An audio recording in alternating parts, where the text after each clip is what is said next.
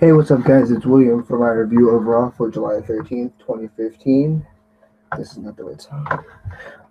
Okay, well, and let me just say, we have finally arrived. So, with that, let's get started.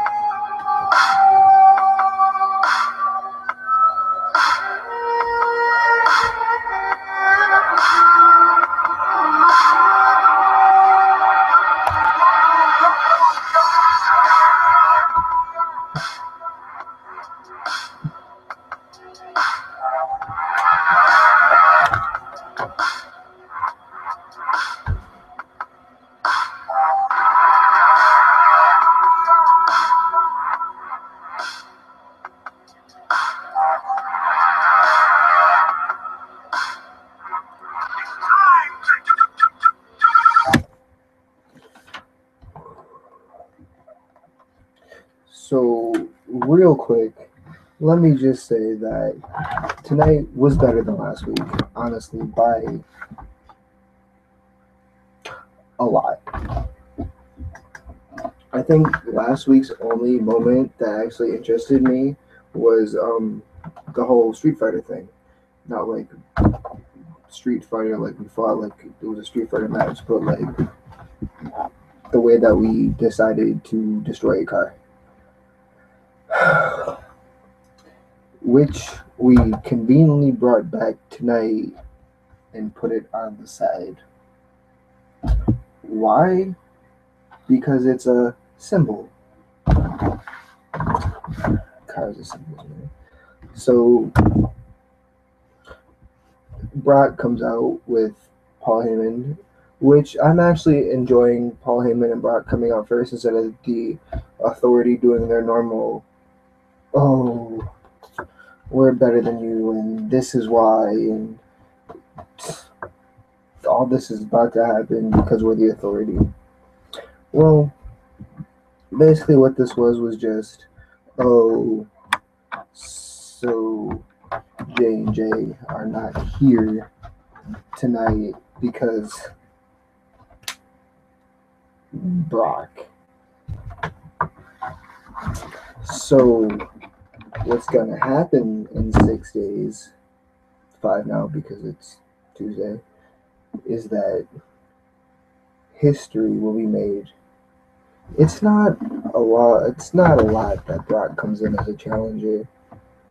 Just as a rookie, in when he beat The Rock in the UFC when he won the title. I forgot who he said he beat. I'm not really a UFC fan. That's just me, but I will be watching it for Punk's matches because I love Punk. And last year he came back at SummerSlam as a challenger and beat John Cena. So he's entering as challenger, and I think you know what that means. He's going to beat you, and he's going to be leaving as champ. I am excited for this match. Um, not gonna like. I was excited for the other heavyweight title match, championship match, but this one I'm more excited for because Brock is back, and I kind of had a love-hate relationship with Brock. Like, oh, okay, you destroy things, you're evil, but at least you get the job done, and you're gonna get the job done. And with that, Seth comes back, and sadly, Kane is back. It was better when you were on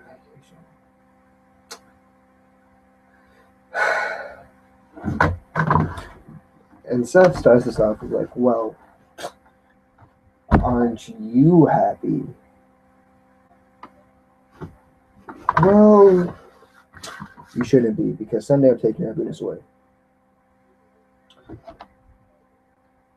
Because I'm leaving as champ. And Kane They get in their face, and this is actually the first promo where Heyman didn't say everything because Brock came in and kind of said 3 words. It's a typical suplex city bitch, but still, Brock said something, so that's Brock knows what he's getting into. So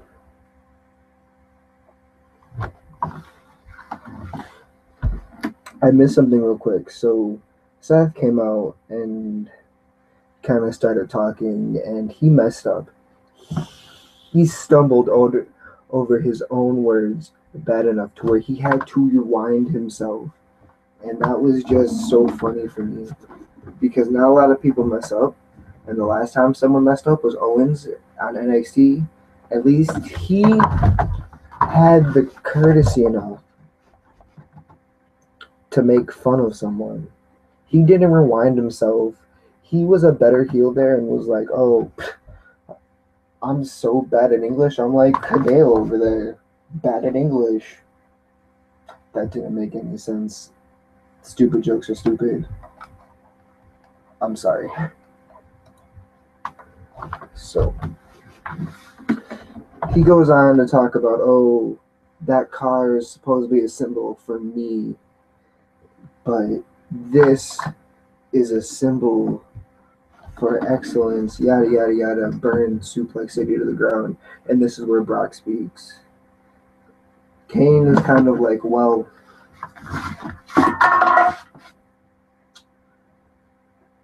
you guys need to like calm down for like five seconds.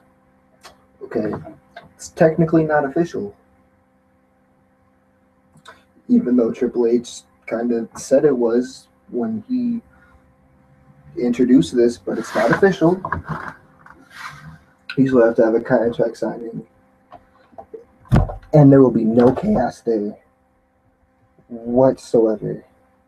Because if Brock ruins this match, and then of course Heyman's kind of like, you cannot threaten my client because you are just weak. You are Undertaker's baby brother, and you're just weak. Okay. And I guess these kind of mind games are kind of to get into Kane's head, Seth's head. Oh, yeah, everyone you're surrounded by is weak. J&J are gone. Kane is weak because he's this understatement to this giant career of a man that his brother is. Titled, reigns, and the fact that he's won so many times at WrestleMania, it's nothing compared to you. You just wear slacks and you're a bitch. You're a slack boy, bitch boy.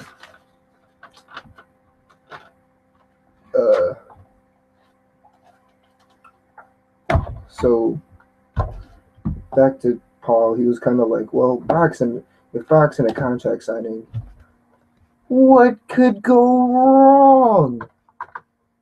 Wink, wink. But I mean, like, we can conduct ourselves, right?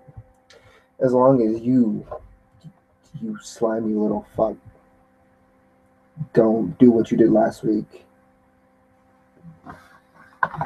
Because you will be in Suplex City like that. So conduct yourself. We'll be fine. There will not be a problem. It'll be peace. Everything will be copacetic. It's on you.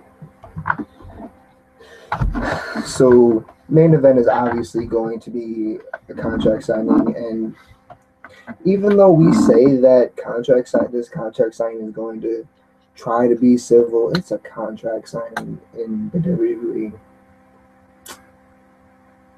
There's really nothing civil about it. You either sign the contract and you leave a hero, or you live long enough to be destroyed during the contract signing. So the ball is in your court. Next, we have Randy and Ryback versus Sheamus and Big Show, and this ultimately upset me because the first thing that came out of Cole's mouth, this has the opportunity to be a main event tag team. I'm sorry to tell you that, but it doesn't because Ryback and Big Show are in it. And their feud is weak.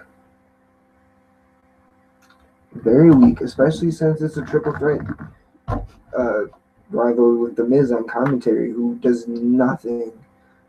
All he does is he comes in, supports them because he wants them 100% so he can beat them. Whoop de fucking do. But this match was actually pretty good. I think what kind of got me surprised was before commercial break, I watched it over and over again. Randy kind of just, he was standing up in the ring and then he rolled out and then he kind of just died.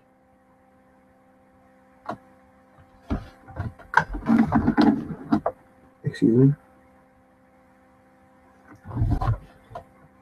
Standing up, rolled out, and he was just, oh, I'm dead. It's not even worth it. I'm so dead. Tell my fiance I love her. I'm dead. Like, what even happened to you? You died. I have nothing else to say. Then we come back, and Randy's back. He's back alive. He didn't really die, but I still don't know what happened. You don't just roll out and die. Miz interrupts, and I guess he's encouraging. He's kind of like, stop doing this, do this, be powerful, do your thing. And then he antagonizes the Big Show, who KO pushes Ryback and then chases after the Miz. They were both gone, and this was funny because the Miz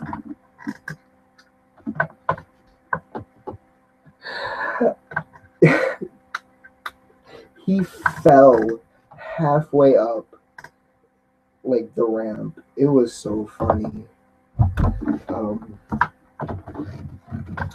So Sheamus kind of takes his opportunity to try and board kick Ryback, but it's Randy, so obviously someone has to get RKO'd in this match, and RKO to Sheamus, and Randy and Ryback win. Okay. Cole said this was main event potential. It was not. It was decent. It was fine. Probably the first decent match that Big Show and Ryback have had in this whole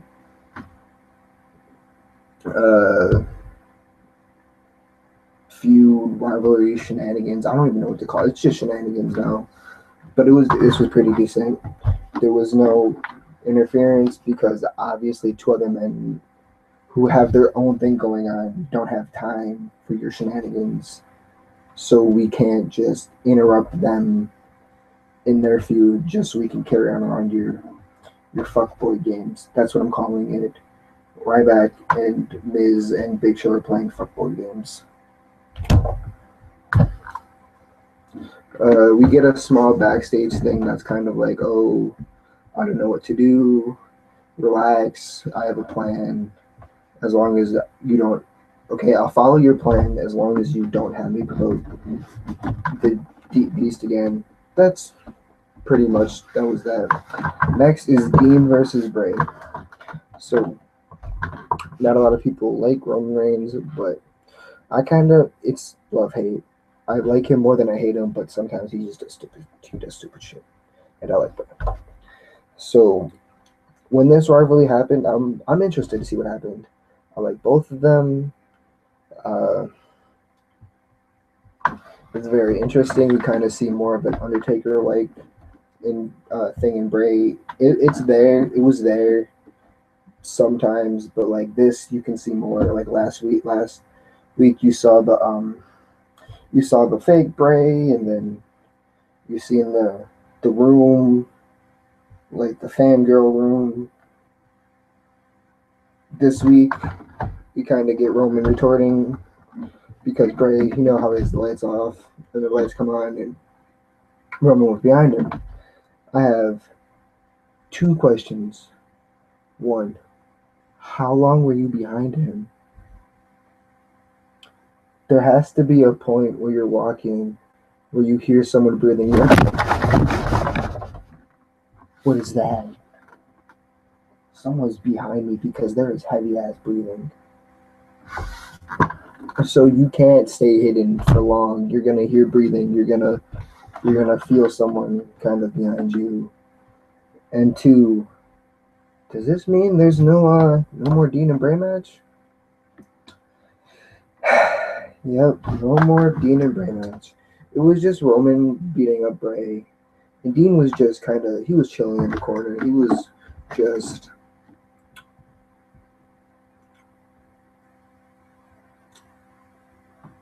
This is some good ass popcorn.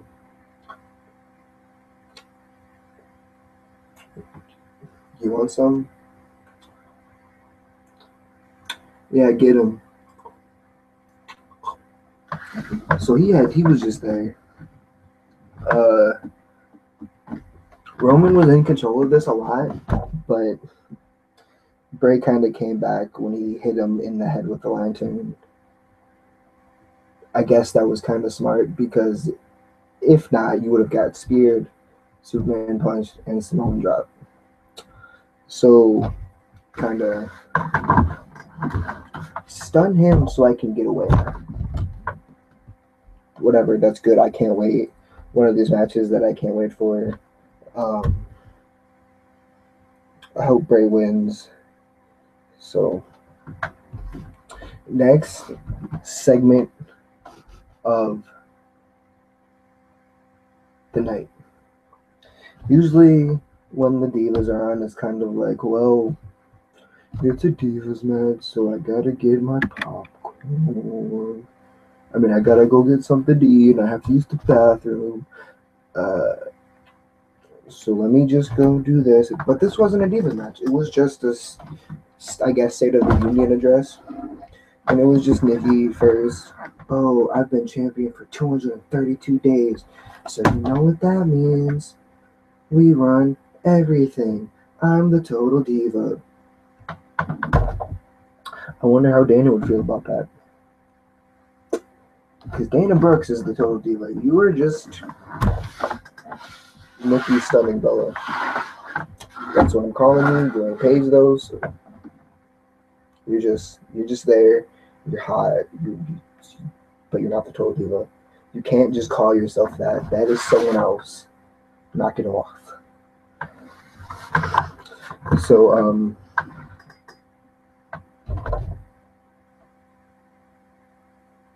oh, okay, I couldn't read my notes for a second. Stephanie comes down and is kind of like, you sound like you're owning the WWE because you're champion. And you've just done all these wonderful things. But there's one person who's working the hardest, and that's Paige. Paige's life. Paige's life. So she comes down, and she's kind of like, why is she down here? This is a joke. You're joking. Stop trying. It's not the fact that she's failing. It's the fact that she can get up and she can try and she can still say that I'm making a difference. You know what I'm saying? Can you feel the words that I'm spitting at you? Can you feel my heart? Can you hear the silence? Can you see the dark? So Stephanie is like, oh well, things will change, and Paige needs back up. And NXT, NXT, NXT, NXT, NXT. We got it. We got it, guys. Team Paige, Becky Lynch, and Charlotte.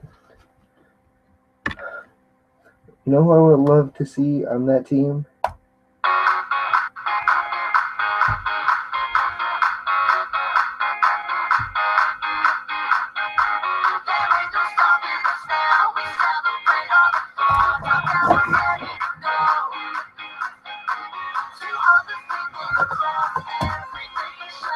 Are we done with that?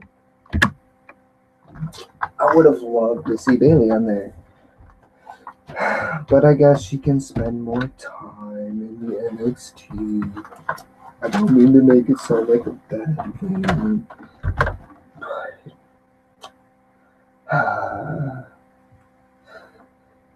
sigh. So, of course, Naomi has to put her 2 cents in it because we've had Team Bella, Team Paige, and then the middle, which is kind of like, wow. I hate both of you. I can't side with you, and I can't side with you because you're annoying. I just plain hate you. Hey, Tamina, you want to be our own team? Like, you want to do our own stuff? So they come down there and they're like, "Oh, where's our chance?"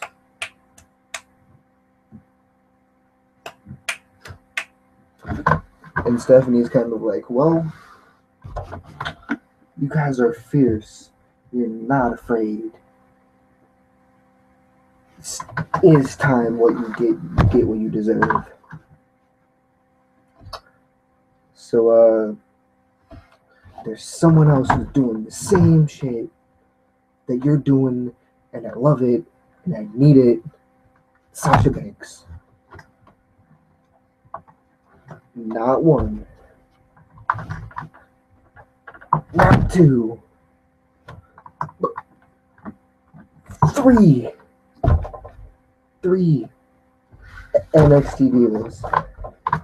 So we got Team Bella, the twins, and the Foxy one. Got Team Paige, and Charlotte, and Becky. And then we got Team we don't have a name. Let's call them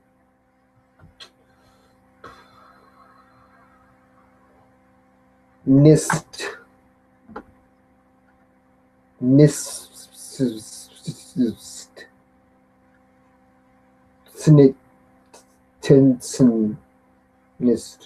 We're going with NIST. Naomi, Sasha, and Tamina. I'm feeling it. Are you feeling it? I'm feeling it. I don't know what I was trying to do. I'm feeling it. Bravo. We finally did something right. We finally brought up the people who mattered. I'm so glad that I called it. Even though I didn't call Becky Lynch. Doesn't matter. She's okay. I'm happy. So, obviously, we get an attack. And I think the ending of this attack was the most glorious. Oh my God. Forget about Suplex City. Let's talk about Submission City. All 3 divas, NXT women, got their submission on Team Bella. Yes, bitch. Yes. I'm so excited. I am sweating. Submission City. I can't wait.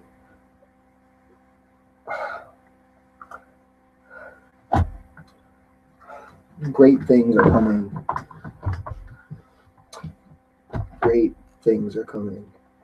Please, if you agree with me that this is something great, just like strike a conversation with me on Twitter. My name is obviously down below, but use the hashtag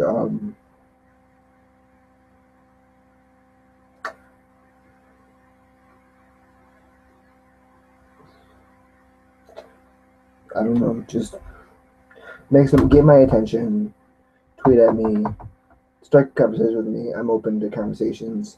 I'm feeling it. Are you feeling it? I need you all to feel it. Like, I want to hug them all. This was so great. I want to just hug them all. So we go from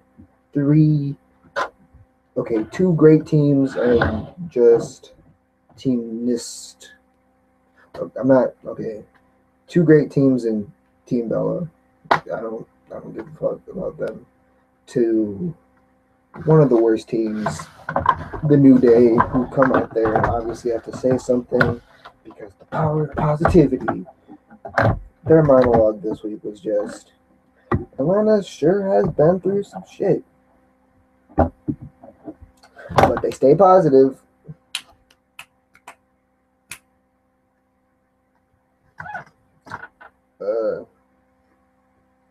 So at Battlegrounds, the prime time is out of time. It's over. You're done. Get out of my ring.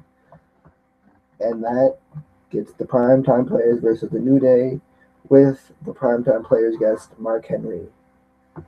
I can kind of see Mark Henry in this group. Don't get me wrong, not just because they're all black. I don't mean that to be racist. I love people. But he fit in. Great chemistry.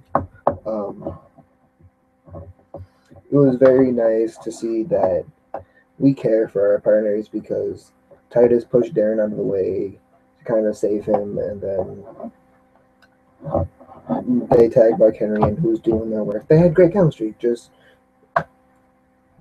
every time the primetime players have someone, they great chemistry. But a lot of this match was just mocking Titus, and do we really need to mock a man? Kicking while he's down, like, that's messed up. Don't be a fogey, you fucks. So after mocking him, Titus finally gets to tag in Mark Henry, World Strongest Slam, and the primetime players, and Mark Henry won. Mark Henry does the dance. I have nothing to say about that. It was actually pretty interesting. It was fascinating. That man has moves. He can move. Next, Barrett versus R-Truth. Again.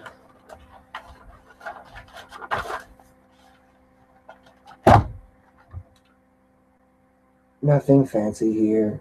R-Truth wins.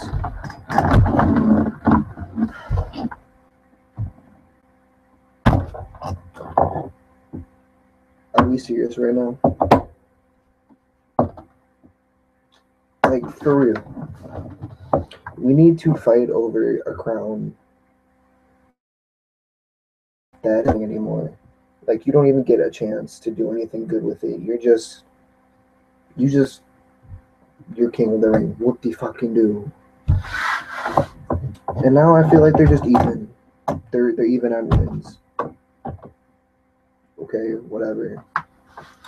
And not only do we get the fact that R-Truth finally gets to get his king stuff back from under the ring, but now we have a pre-show match at Battleground, which has been the same match over and over again for the past month and a half, but this time it's for the rightful crown. Who the fuck cares? Honestly, please tell me, who cares? Who cares? Shit. It's shit. No one is going to care if Barrett wins or if R-Truth wins. So stop thinking we're going to care about a fucking scepter and a crown. It's not relevant anymore. No one cares. No one cares. We're done. Knock it off. Next is Cena's Open Challenge, who Rusev comes out as kind of like, oh, I was a great champion, and then Lana is the reason why I lost. And then the chance for America started.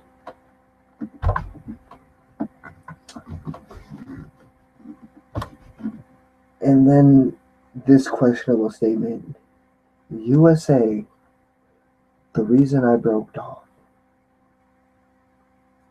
What does that even mean? USA, the reason I broke her boyfriend.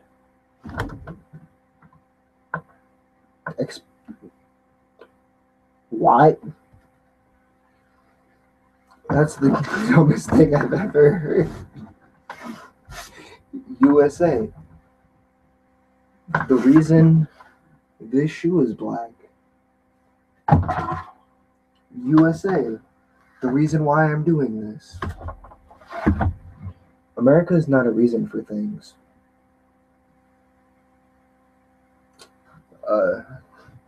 And then, of course, we have to get the eye roll. Kevin Owens. If anyone's gonna beat you, it's gonna be me. Gotta catch them all.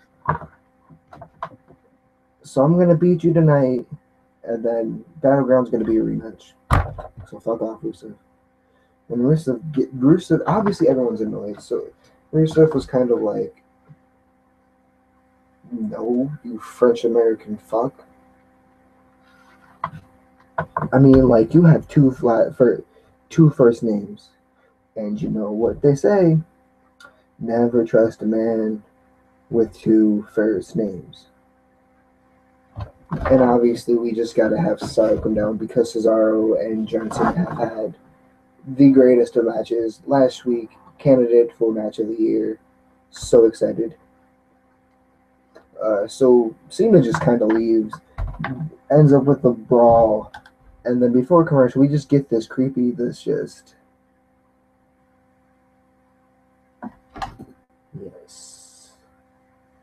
my plan has come through.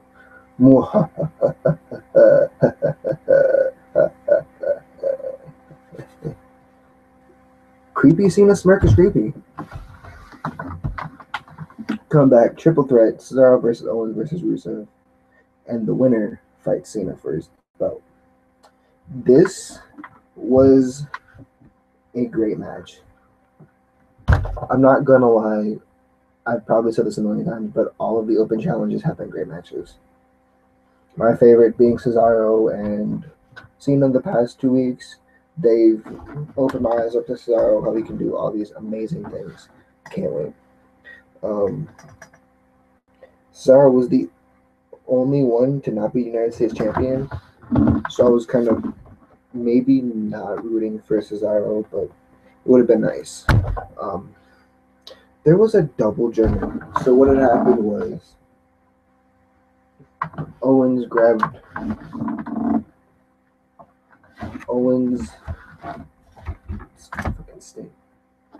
Rusev. Cesaro grabbed Owens. 1, 2.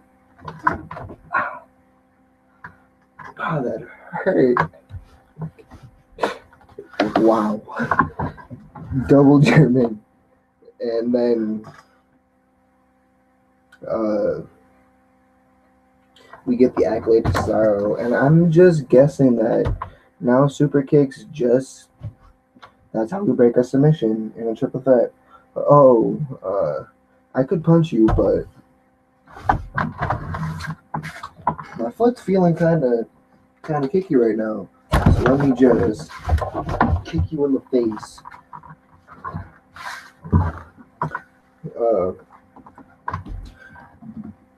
So Owens obviously doesn't like being slapped. So what we do? Let's slap this big Swiss guy and this big Russian dude because slaps don't make people angry. Motherfucker, what? They do. This is why you got your ass handed to you in a slap match. And then you just left. Owens just lived. He was like, I'm done. I did what I wanted. I'm just, get me out of here. And then he walked away. But it's still triple threat, so you can walk away all the fuck you want. Still no countouts, no DQs.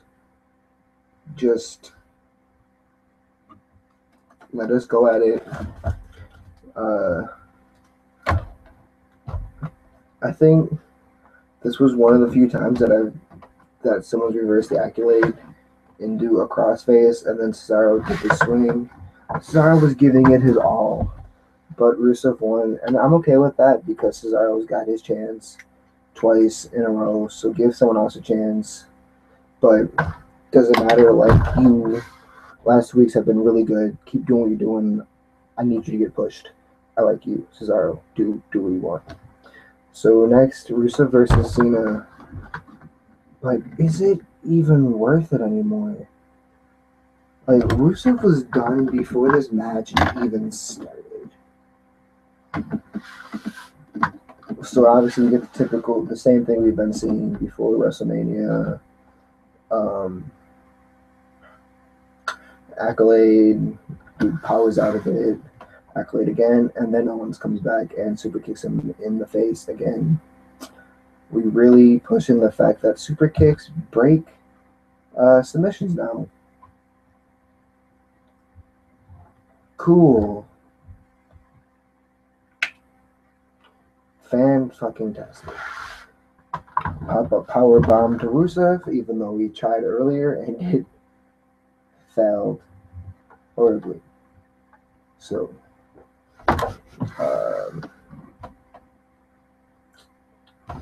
there was a little Lita thing, but it was nothing much. It was just, this is tough enough.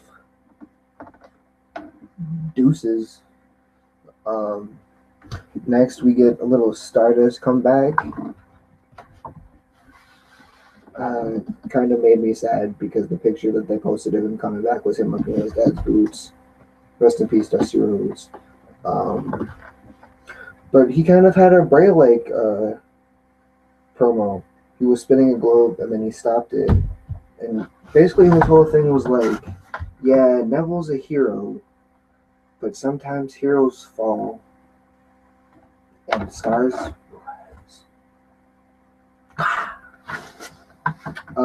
I can actually see this working very well. Neville's like a superhero and Stardust is kind of like a villain. So this match was just kind of like a real superhero showdown. It was a decent match. These two, very good. Stardust wins. Nothing special. Hopefully this is the start of rivalry. And now the big contract signing. So first we get Seth comes out and he's kind of like, let me just say a few things. Stop showing the car. Please. I have PTSD about it. Stop showing the car. I'm tired of it.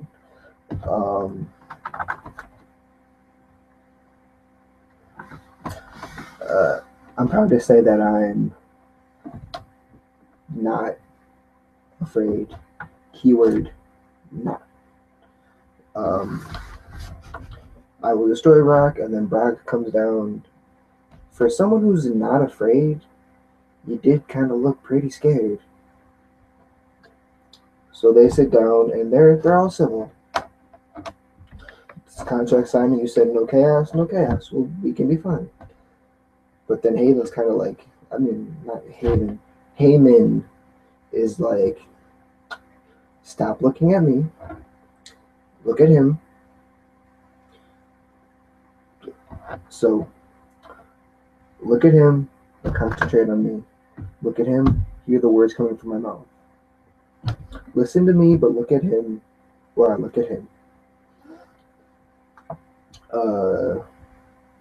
Ever since the Shield broke up and you sold out, people have been wanting to get their hands on you. I want to see you get your hands on you. Ever since Mania, Brock's wanted to get your hands on you. So all the pressure is in your court. And at Sunday, everyone will get their money's worth because you will get your ass beat. So Seth signs and Brock signs. And I didn't, all I seen was just this. But I guess Heyman has like the video game super scene because he was kind of like, stop. Don't you dare move your fucking hands. I can feel it. Put your hands down. And Seth's just like, I didn't even move.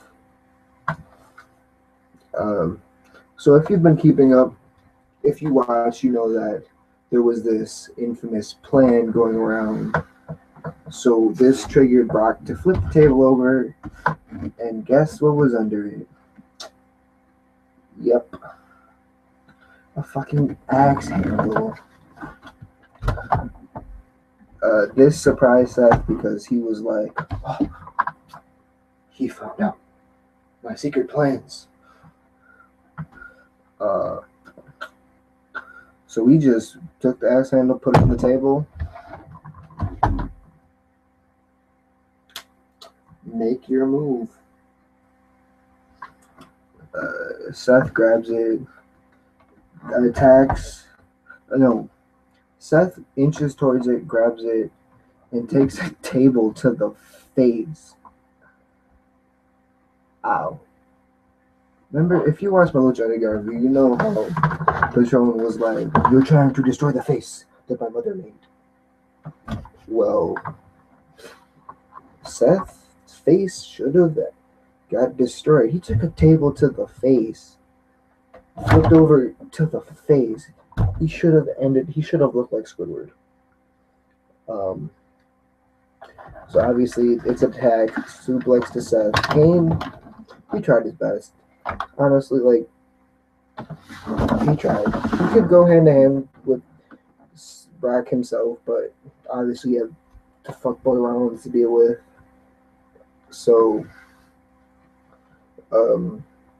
Steel steps to Brock's, but and then sets up for a pedigree that he reverses, and then into a choke slam that he reverses to an F5. And for someone who's not afraid, you sure did run away like you were afraid. Just saying. So Brock took the steel step to Kane's leg. Kane's out. No more J&J, no more Kane. One-on-one match. It's a fair match. Seth goes crazy. You think you're untouchable. If you know that reference, wait. So, you think you're untouchable? I can't do it, but if you know the reference, you're awesome. It's kind of like, oh, thought you're untouchable. You defeated Cena, Taker, and Roman, but not me. You ain't defeat me yet, though. I'm better than you, and you can't beat me. I'll rip the sword from your chest, and I will slay you with it. And then he kind of looks at Kane and was like, this was it. Your big master plan. This was it. You're a disappointment, and you're nothing without me. And now that you're without me, you're nothing. Yes, because Yoda. Nothing without me, you are. So without me, nothing you are. It's all on you.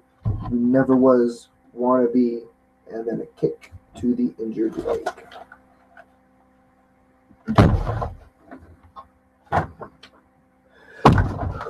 Better than last week.